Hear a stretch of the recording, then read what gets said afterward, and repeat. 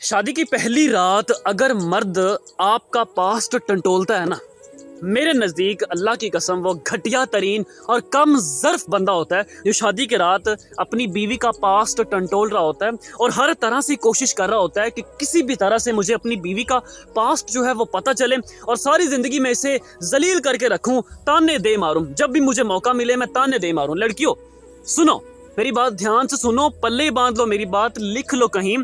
غلطی آپ سے ہوئی، محبت ہوئی، آپ بہک گئی اور فزیکلی یوز بھی آپ ہو گئی، چلیں مان لیا، اور اس چیز کا آپ کو افسوس ہے، دلی طور پر افسوس ہے، اور وہ افسوس آپ اللہ کے ساتھ ظاہر کریں، اللہ سے توبہ کریں، انسان کے سامنے نہیں، اپنے شوہر کے سامنے اپنی پاک دامنی بیان کرنے نہیں بیٹھ جانا، اپنے آپ کو صاف ستھرا بیان نہیں کرنا، رونا دھونا نہیں ہے، اس سے آپ اپنے شوہر کے سامنے کمزور پڑ جائیں گی، ایسا نہیں کرنا، بلکہ اپنے دل میں ایک نیت بنانی ہے کہ اب جو کچھ بھی ہے نا،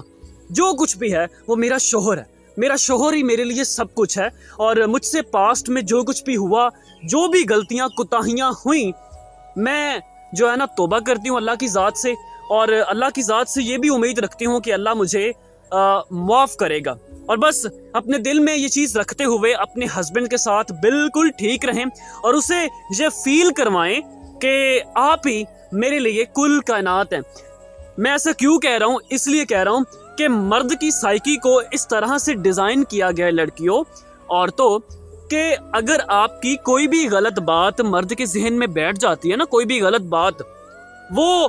اس کو اتنی جلدی بھلاتا نہیں ہے اور ٹائم آنے پر دے مارتا ہے تانا آپ کے منہ پر، اسی لیے وہ بہت کوشش کرے گا آپ سے آپ کے پاسٹ کے بارے میں پوچھنے کی، آپ نے بالکل بھی نہیں بتانا اور یہ کہنا ہے کہ جیسے سب کا پاسٹ ہوتا ہے نا، میرا بھی تھا، سمپل۔ تو اس ٹاپک کو آپ چینج کریں تو پلیز، میں بریف میں جانا نہیں چاہتی، معذرت۔